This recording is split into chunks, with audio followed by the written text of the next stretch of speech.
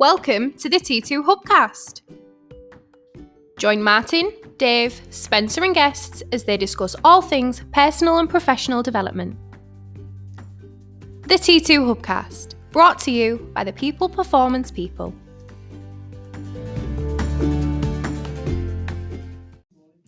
So welcome back to the T2 Hubcast with me, Martin Johnson. And me, Dave Pendleton. Dave, welcome back.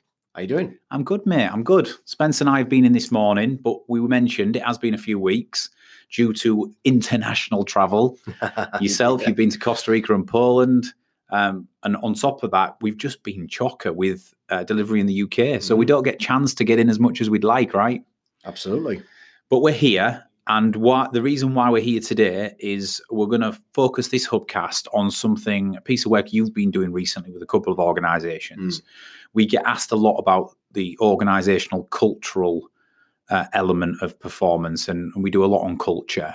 And one of the things you're passionate about is if you're going to create a culture, we need to first of all eradicate any silos. Siloed behaviour. Indeed. So we're going to talk about silos today, Dave. And before we do, and before I ask you a few questions, what is a silo? I mean, obviously, I'm assuming that most people out there will know exactly what we mean. But for those, let's take nothing for granted. What do we mean when we're talking about siloed behaviour? Well, it's very simply when people behave in an isolated manner. As a group, as a collective group, as a team, a department?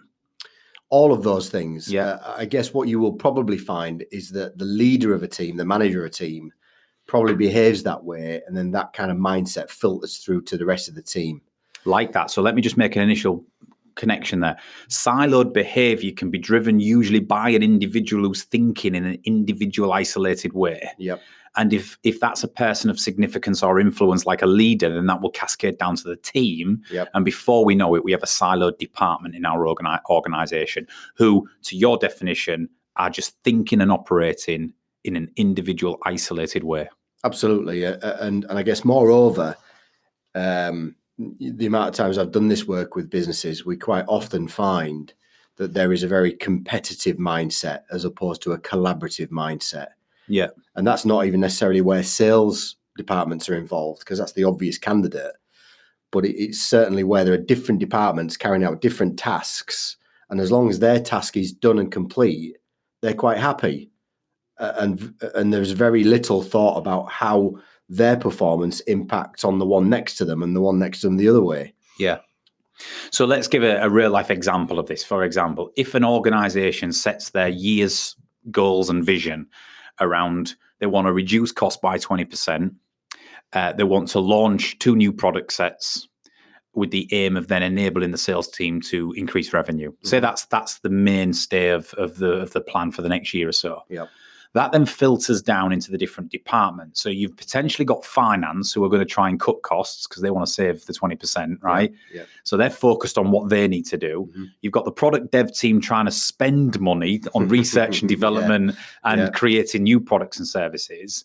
And you've got the sales team who are trying to continue the growth of the company. So you've got 3 different areas there who are trying to achieve the same thing. But if they're not careful and they're operating in silos, they're going to counteract each other and actually hinder each other's ability to execute. Yeah, and each one would more than likely end up blaming the other one for a lack of success. I'm trying to save money, says finance, and you're bloody spending it, R&D team. And R&D team, we're trying to spend money, and finance, you're trying to stop us spending money. Yeah. And then sales are at the end of the chain saying, "Where's my new products and service? We've got to sell 20% more gear. Yeah, we haven't got any products and services, and we ain't got a budget." Yeah. So all of a sudden, then we have this push and pull mentality. Yes, where we're operating in silos, and as long as finance can say to the CEO at the end of the year, "We've saved the 20%, we've done our job," and as long as product dev can say, "We've created 3 fantastic new products, we've done our job," and as long as sales say, "We've increased revenue by 20%, we've done our job." Correct. But it doesn't work in isolation, right? It just doesn't. No, it doesn't. Yeah, so that's siloed behavior. It's where individuals or teams are focusing internally on what they need to achieve, regardless of the bigger picture. So collaboration breaks down. And as long as I thrive, if you all fall, then that's not my problem type thing. And the cause in every organization that I've worked with is all around protection, protecting ourselves, protecting our team, which is an admirable trait and quality in somebody. It absolutely is. You know, me wanting to protect my team. But when that's at the expense of the greater good, that's not a good thing. And actually, it doesn't need to be like that either. And this is a cultural thing, Dave. This absolutely, for me, sits under organizational culture. And it's what CEOs, senior executives, directors, senior management teams should be responsible for looking out for. If they want to achieve their business goals and the collective vision, they cannot afford to have siloed behavior. No, absolutely. But quite often, Dave, they're the culprits responsible for driving siloed behavior, right? And they wonder why they can't progress in the way they want to.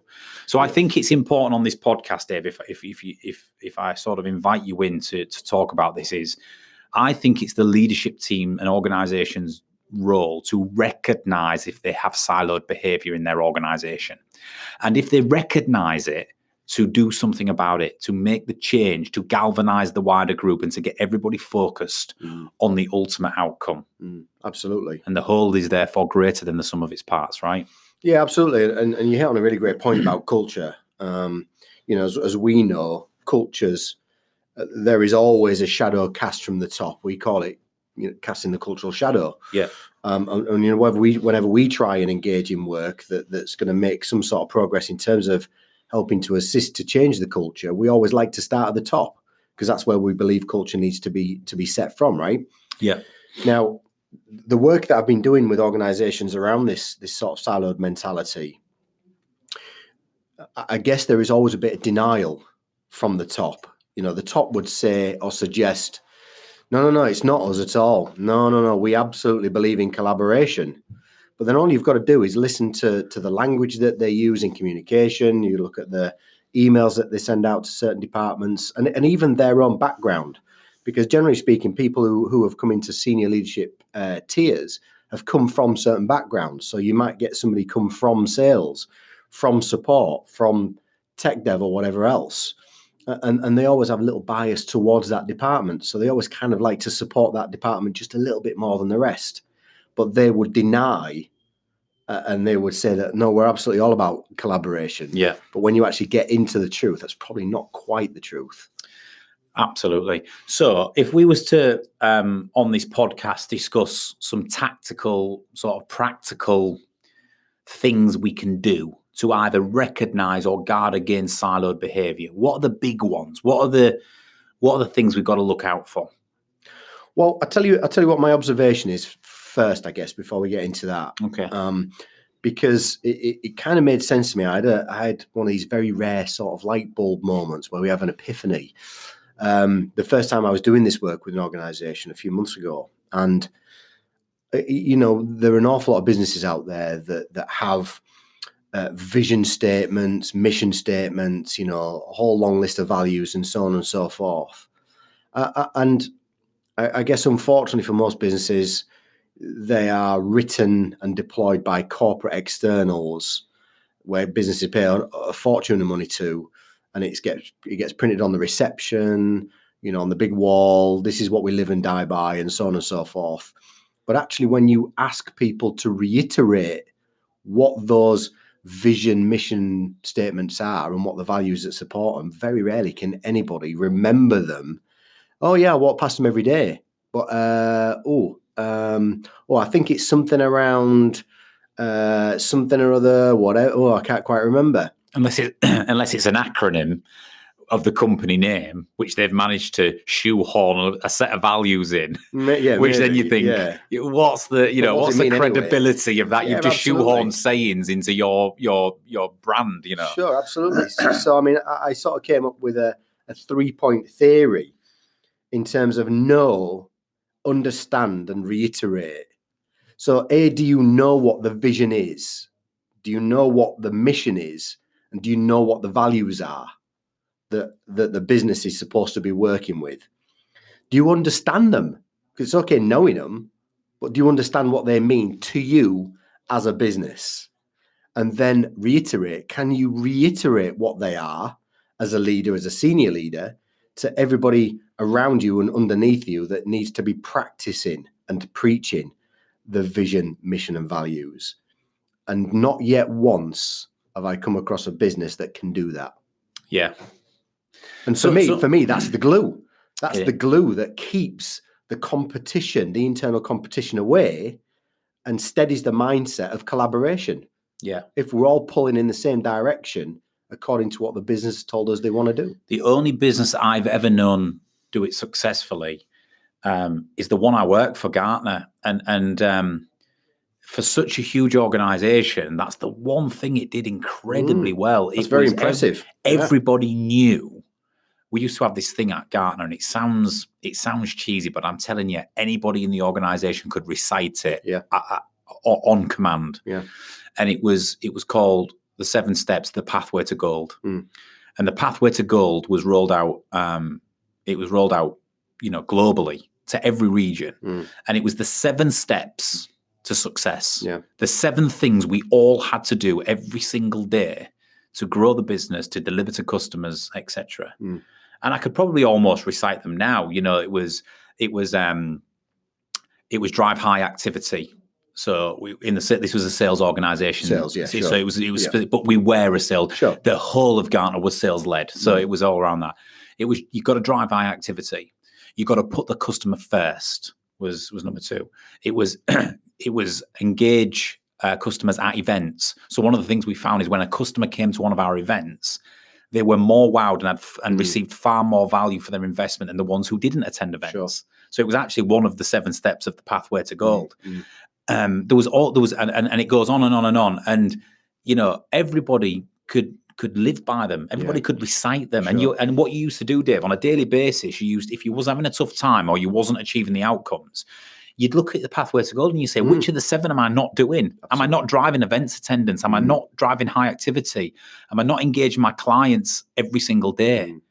Am I, and you could find 1 or 2 things that you weren't doing, and you do them, which is a self-reflection piece. It was, and it was absolutely. It wasn't a values or a mission piece, but it was the 7 things. And what they did is they got a very expensive company in to survey the top performing people across the organization, and these 7 steps were present in all of the top performing people. So it actually came from the organization, from real data. Within the organization already, and all that the company did is say everybody should strive to do this better. Sure. It was genius, and they did it really, really well. But what was good about that is it was driven from the top. It was on every call. It was in every meeting, every regional kickoff. Yep. It was collateral online to access.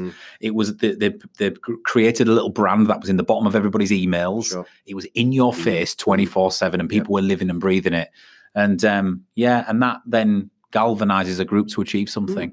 And I guess you've hit the nail on the head there, because once there's been a launch of these new vision, mission, and values, once it's been posted up in reception, generally speaking, most organizations don't reiterate it, they don't live by it, they don't measure it, so it kind of becomes an almost pointless exercise, which allows people to forget about it, which allows people to behave in a way that they think is fit, rather than a way that the organization wants. Yeah.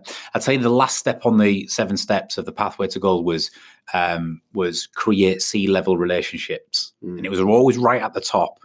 And that was a remarkable one, and why Gartner's so successful. Their methodology was, unless we are directly dealing with C-level in our customer organizations, we are creating C-level relationships, then we're always going to be at risk of not maintaining that revenue and that customer or growing. Absolutely. So if you're 3 down, right, if you're dealing with the head of department or a manager, that's fine for now, but you must try to create C-level relationships with every customer. And we'd be measured on that. Yeah, it's great. This is a great performance in this account, Martin, but are you operating at C-level? Do you have a relationship with the CEO, the CIO, the CFO? Who are they? Do you know them? Have you ever met them? And we were challenged every day that that's what we needed to do. And therefore it became habitual for everybody in the organization to drive those C-level relationships. Yeah, so you're absolutely right. I think your point there, Dave, is before you even get to recognizing silos, one of the things you must do is, if you can try and be clear and effective with your vision and your mission across the organization, that's already going a long way to avoiding siloed behavior in the first place. Yeah. Because everybody knows where they're heading and what they're contributing to. What's the point in being there? Why are we here? That's exactly what it is. Cool. And what is the way? Okay, so have you got any building coming down from that then? What do you see in organisations where there is clear siloed behaviour? How do you recognise it? Yeah, I've got a few down here. I mean, they're in no particular order, so there isn't like a number one that I've seen so far or a number two, but certainly the one that I've recognised. And when I talk about this in groups, there is always sort of nods and acknowledgements, and people sort of looking sideways at each other as if to say, "Oh, crikey, that happens in our business, doesn't it?" A little sort of admission stage, which is a bit uncomfortable for some. Well, but that's the beauty about what we do. Yeah, it if is. you can't sit in a room off-site in a safe environment and admit that your organisation fall fouls of this, then where can you do it, right? Yeah, absolutely. And that thing is I call it broken customer experiences. So it's not necessarily where we are letting the customer down in a major way, but different people have different ways of dealing with the same customer, which creates this customer experience that is never really galvanized in this is the way we deal with customers. And let's say that's from a business context, but it still applies in the context of, let's say it's an NHS organisation or a police force or a fire service or a council. It still accounts for the way you deal with the patient or the way you deal with the public. Yeah. So every single time we come in to see a patient, every single person will have a smile on the face. Because it's one of our core values. Every single person will engage the customer in conversation, not necessarily about their health or medication.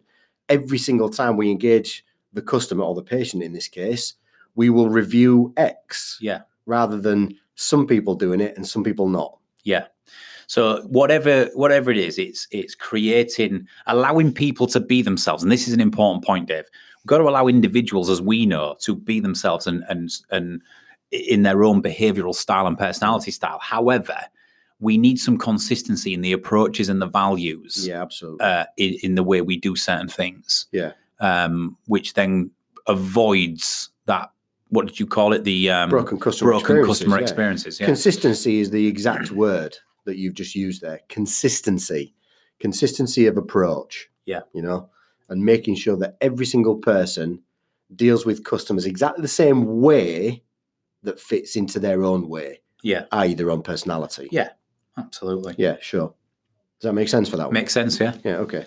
The second one I've got is, and this is a really interesting one, and a few organisations that I've worked with, they kind of shrug their shoulders a little bit. Once we start digging a bit deeper, there's an awful lot of acknowledgement for where you get a larger business with different departments. And I particularly experienced this one in a tech organisation, and it's internal unfamiliarity. Right. i.e., people know each other by name, they know each other by face, but they're not actually sure what this person does as a department. Love it. I love this one.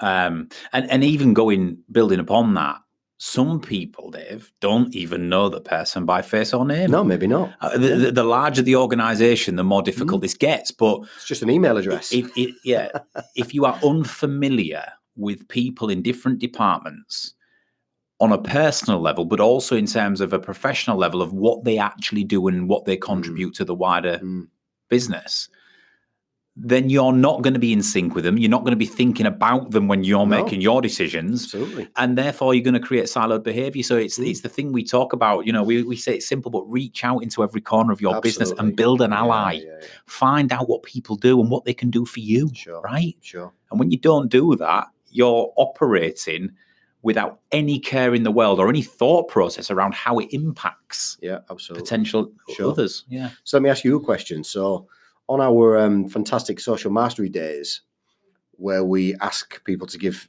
quite candid feedback about their friends and colleagues in the room, how many times have you come across a professional leader who openly admits, because of feedback from their friends and colleagues in the room, that they need to be more visible in the organisation? Yeah, and there's another thing that happens quite a lot in the room when I run them, which is somebody will feed back on them. And when we're going through that feedback, they will turn around and say, and they'll look at the person in the eye. And this is a person who is operating at their level in a different area of the business. It's their peer, right? And they'll look at them and they'll say, I need to come and spend some time with you. Yes. That saying happens Yeah. all the time. And it's like, it's taken 3 years and for you to be in this room to say to that person, I need to come and find out more about what you do. I mean, that is just that is exactly what you're talking about. Exactly. And sometimes they say over a coffee, sometimes they say over a beer, sometimes they say over a gin and tonic. However somebody's going to do it, just the value of getting together to break the potential or to break that silo, you know, and allow people to understand what all departments do, what their function is, and how they function is incredibly important. Go sit in the team meeting. Ask them if you can be invited to one of their weekly team meetings and just sit and observe and listen to what the challenges they face and what they're working on and what they do. Absolutely. Yeah, 100%. Cool.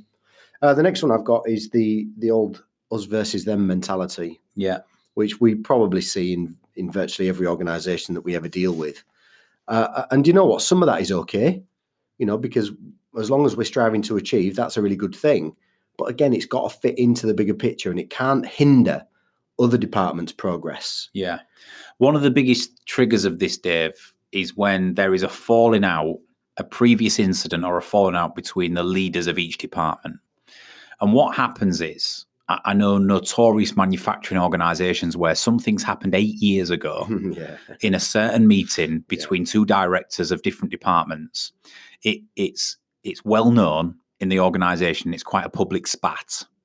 And it is still living on 8 years later. Yeah. And not only that, but the directors go back into their departments and they slag off what, you know, the other person, and that cascades down to the team. So the team start going, yeah, we don't like those people in procurement because they're blockers. So we start creating siloed behavior over a spat or a disagreement between two leaders, and they've cascaded that down, and that lives on and on and on, and it's and it gets bigger the longer it goes personal on, clashes, right? Personal clashes, personal differences at a senior level create that type of siloed behavior. It's maybe one of the biggest causes, and that then, to your point, Dave, I think that fuels an us and them mentality. Yeah, for sure. So anytime we can bypass procurement, anytime we can enforce something through that they can't stop, and vice versa, procurement say, anytime I can kibosh a project, anytime I can put the blockers on something, and it becomes that personal vendetta. And we see that in organizations all the time. And these are grown adults and professionals who are allowing this to happen. Yeah, absolutely. An unbelievable example of something very similar I witnessed very, very recently was in an organization that had a sales department and a compliance department. Sales very much viewed compliance as a blocker to sales because compliance were the ones coming back and saying, guys, you can't do that. It's against FCA regulation. So you've got to tell your people not to advise on a sales call. They cannot advise. It's against the law. If we're audited by the FCA, it will cost us £50,000 per incident. And some of your sales guys are doing this 4 or 5 times on a call. So then sales get the ump. Yeah. Because they've then got to retrain their salespeople not to advise, which slows the sales process and maybe even inhibits positive sales success. So then sales start competing against compliance. Compliance start competing against sales because they're the ones at risk of these 50,000 quid per incident fines. And you've immediately and instantly got these two silos working against each other and instead of being an enabler of each other. And all of the time that this is happening, customers are not receiving the experience they should, right? And so the organization's not making the money. Yeah. Siloed behaviors is detrimental, but that particular one you've just talked about, us versus them, it's always either a personal vendetta or when something's happened that you're perceiving as they are trying to stop you from doing something. Yeah, absolutely. Which isn't the case. And if we have the mutual understanding of what people are there to achieve and we can work together and around it, that's what we want to do. But, you know, quite often, and I'll say it frankly, and anybody listening to this podcast, I want you to think about your organization and if this is happening. And if it is, it's your duty to do something about it. Is when two senior people fall out, that is the biggest instigator of us versus them. Yeah. And you either have to, as adults, address that immediately and put it to bed, Or if it was me and I was the CEO, I wouldn't have that in my senior leadership team, and I would make a change because I just know how poisonous that can be on an ongoing basis. Sure. Yeah, absolutely. Yeah. Another really good one I've got down here, and again, you know, when I first mentioned this one, there's a little hesitancy, but as soon as we start digging just a little deeper, it becomes obvious, and there's a lot of acknowledgement. And it's work duplication. Yeah. Especially where people are communicating externally. So, for example, in a sales situation where a product has got to be delivered to a customer, you might have product development, you might have marketing, you might have sales, you might have distribution, and warehousing and logistics, all part of the same process. When one part of it breaks down, another one will compensate, but then the other one will carry on the process as normal. So what you might find is the customer ends up with two products or no products. Or, you know, warehousing are not responding to the customer calls and emails. So the customer will call their buddy, who is also the CEO or a member of the senior leadership team, and say, listen, can you help me out here? I'm getting no response from your warehousing team. Yeah. So then the CEO will pull some strings, get one of his senior bods on it. They will then respond to you and say, don't worry, I've personally sent another one out in the post. It will with you tomorrow. Warehousing then sends you one when they get through their backlog. You receive two. Ring the warehouse up and say, well, so-and-so's already sent me one. Warehousing are now fuming because you bypassed their process and undermined them. Exactly. And that's where then the politics come into play. Yeah, you've got it exactly. And especially things like we talk about communication, you know, which is a perfect example of work duplication where, you know, one of the departments is communicating something to the customer, but that wasn't their job. It was the job of the next team in the chain. So then the next team in the chain communicate that to the customer, and the customer says, well, I already know. So-and-so from sales has already phoned me about that. And then it creates annoyance and anger from logistics and warehouse, for example. And then logistics and warehouse and sales start to fall out because actually you're not letting the process go to us like you should do. And it's causing duplication and confusion. So duplication of work is I guess it's an unusual title, but once we start digging a little deeper, there's an awful lot of acknowledgement, and usually it's around possession of task or possession of process, not handing something over to a relevant department because we just don't trust them to do the right job. Yeah, absolutely. And whether you're in technology, this happens a lot as well. If you're a communication service provider and you've got a field of engineers out in the field, you've got a customer service team internally, you know, you've got the people who are actually holding up the platform and the technology at the back end. And when a customer complaint or customer issue comes in, it touches all of those teams have a role to play. And if they're not collaborating and communicating, duplication happens and siloed behavior starts to grow. Yeah, absolutely. It's a cool one.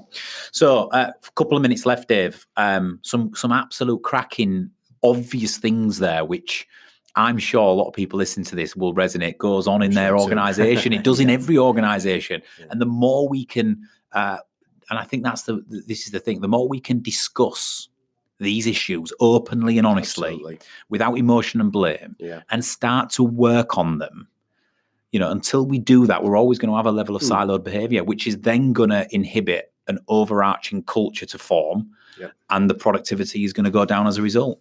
Yeah, absolutely. And I think there's a lot of value in doing another podcast on how to start breaking this stuff down. Oh, well, let's do that next, eh? So that's an introduction to siloed behavior. We've talked about what it is.